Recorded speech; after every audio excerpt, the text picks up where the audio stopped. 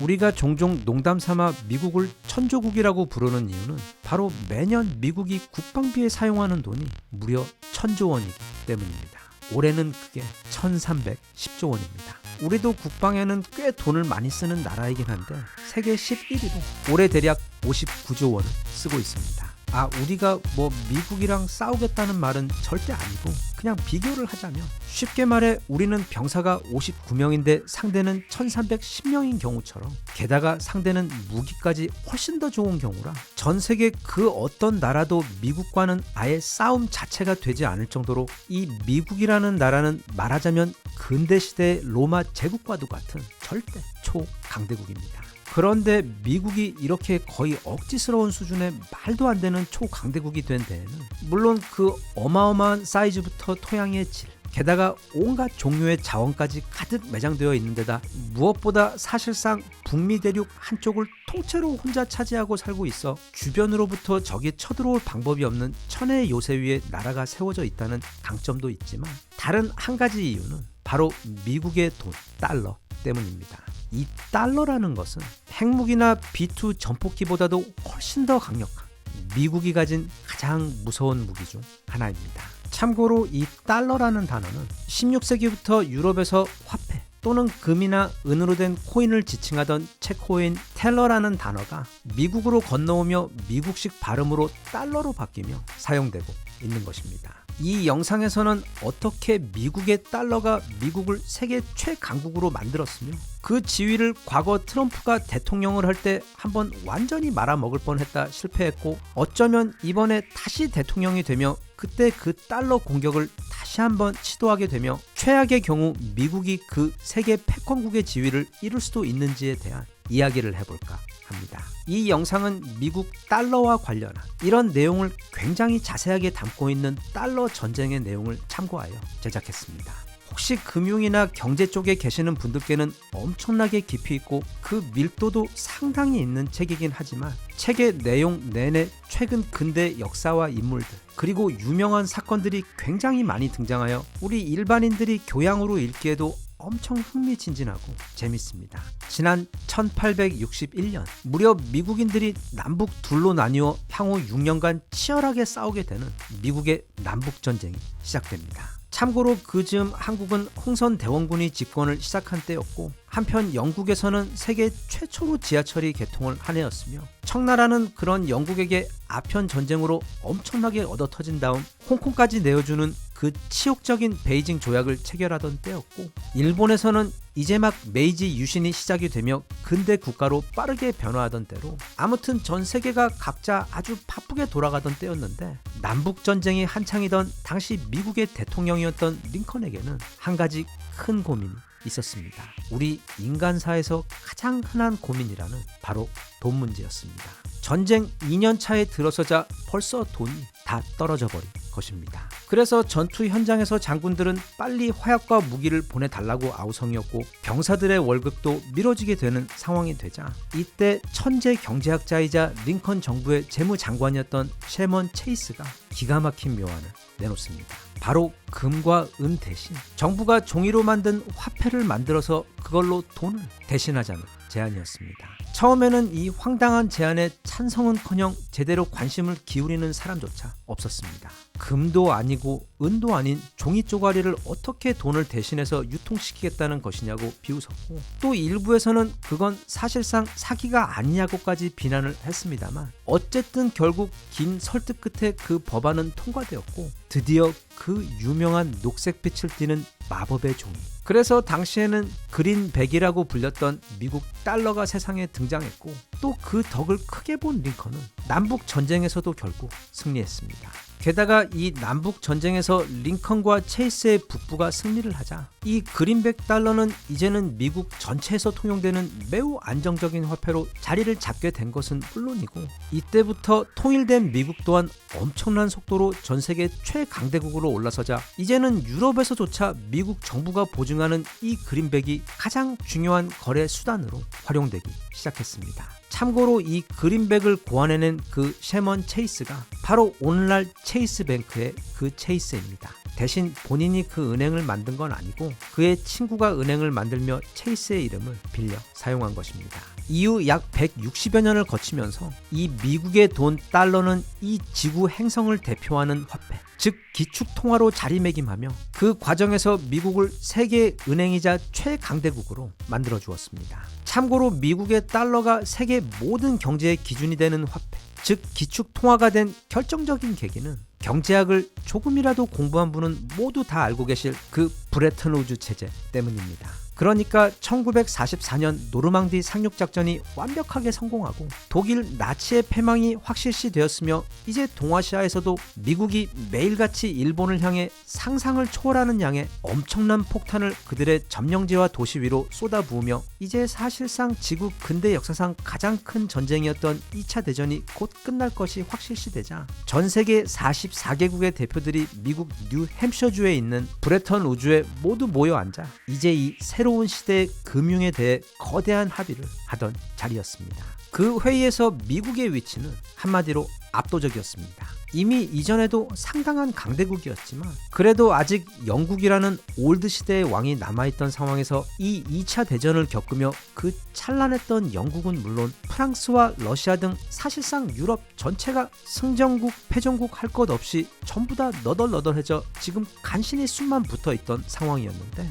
이 미국이라는 나라는 그 2차 대전을 겪으며 일단 그 승리에서 가장 결정적인 역할을 하며 군사력 1위를 과시했고 동시에 경제력도 압도적 1위였으며 게다가 2차 대전 동안 유럽과는 달리 본토가 아무런 피해도 입지 않은 유일한 강대국인 것에 더해 심지어 캘리포니아의 골드러시 때문에 전 세계 금의 약 3분의 1을 전부 미국이 가지고 있었을 정도로 미국은 이미 그때부터 이 지구별에서 경쟁자가 없는 유일의 초강대국이었습니다. 그래서 당연히 그 44개 국가들은 이 새로운 시대의 새로운 왕을 알아보고는 이제부터 미국의 달러를 기축통화로 삼아 모든 외국 간의 주요 거래들을 마치 금처럼 달러로 결제할 수 있도록 합의를 보며 바야흐로 미국 달러의 전성시대이자 이 아메리카라는 새로운 왕을 위한 대관식을 치렀습니다. 그리고 이건 안 그래도 너무 강력했던 미국에게 거의 치트키 수준의 힘을 주었는데 왜냐하면 미국은 이 달러라는 돈을 사실상 자기들이 원하는 대로 마구잡이로 찍어내어 유통시킬 수 있는 거의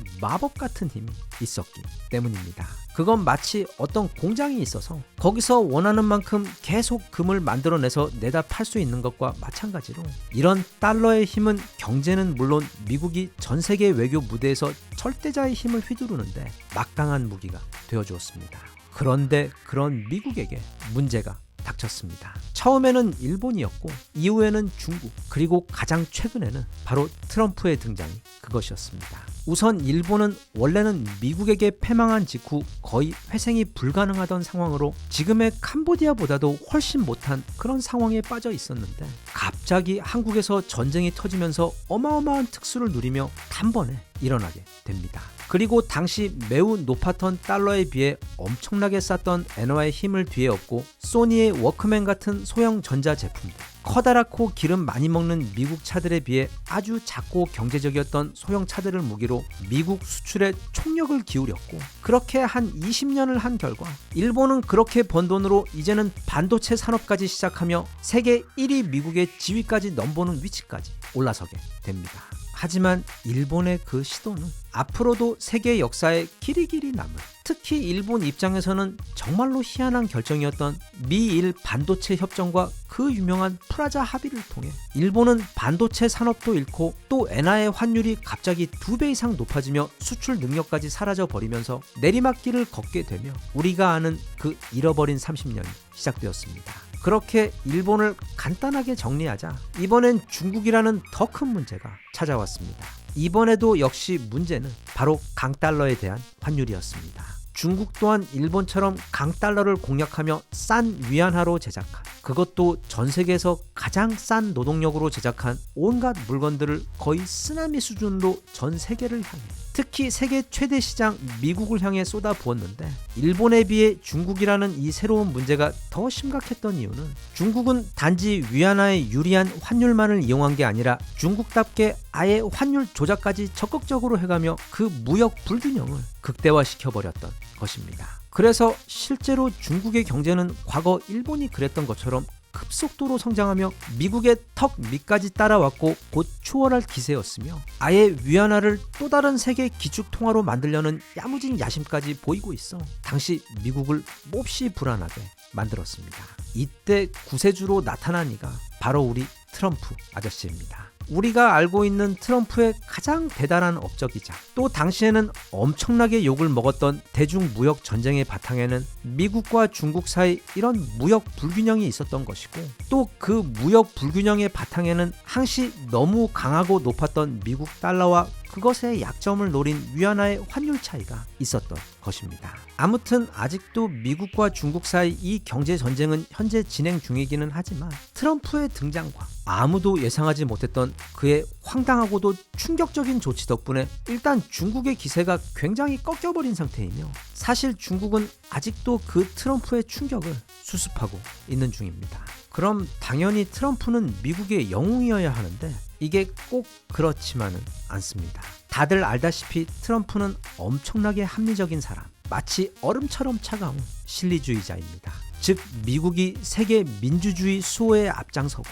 그 패권을 유지하며 세계 평화에 기여하는 것 또는 민주주의와 공산주의와 같은 그런 추상적이고 형이상학적인 이념에는 전혀 관심이 없습니다. 그에게는 오직 이게 미국 경제에 도움이 되는가? 얼마나 돈이 되는가? 또는 그 지출은 얼마인가와 같은 계산에만 의존하여 정책을 세우고 진행합니다. 그런데 그가 계산기를 두드려 보니까 미국의 이 패권이라는 게 그 강력한 달러의 힘에 원천을 두고 있는 건 맞지만 반대로 그건 미국의 제조업을 죽이고 수출 능력을 크게 떨어뜨려 결국 강달러를 유지하는 것이 미국에게 있어 손해보는 장사라는 결론에 도달하게 됩니다. 그래서 트럼프는 지난번 대통령이 되자마자 그 이전 미국 대통령 그 누구도 하지 않았던 매우 충격적인 일을 진행하려고 하여 워싱턴은 물론 전 세계를 놀라게 했습니다. 바로 강달러의 지위를 포기하고 달러의 가치를 떨어뜨려 미국의 제조업을 다시 부활시키고 수출을 늘려 무역 수지를 늘리고자 했고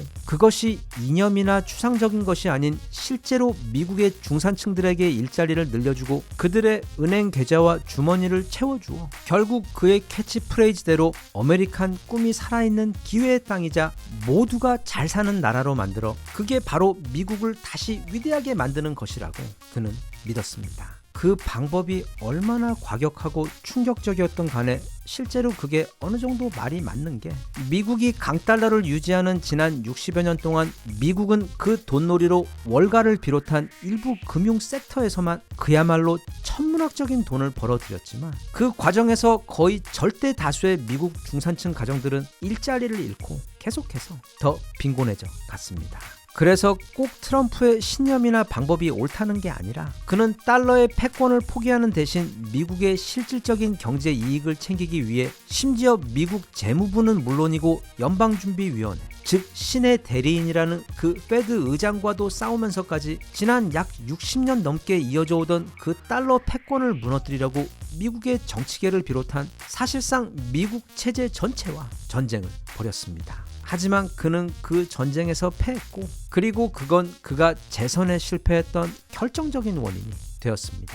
제가 생각하기엔 이제 거의 일주일 앞으로 다가온 미국 대선에서 아마도 거의 확실하게 우리 트럼프 아저씨가 다시 당선될 확률이 지금 너무도 높아 보이는데 이미 전에 한번 아주 독한 경험을 한 적이 있어 더욱 강력해진 그가 다시 백악관으로 돌아오게 되면 이제 그 미국의 달러의 운명은 과연 어떻게 될 것이며 또 만약 이번에는 트럼프가 미국 달러 전쟁에서 승리하게 되면 과연 또 미국은 어떻게 될 것이고 물론 여기저기에서 지금 벌어지고 있는 전쟁들은 멈추겠지만 또 전 세계의 시장은 얼마나 요동치며 변화하게 될지 한편 매우 불안하기도 하면서 또 무척 궁금합니다. 아무튼 이 트럼프 아저씨는 진짜 폭풍을 몰고 다니는 엄청난 사나이. 만약 카오스라는 단어가 인간으로 태어났을 때 보여줄 수 있는 그 끝을 보여주는 정말 대단한 사람인 것만은 분명한 것 같습니다.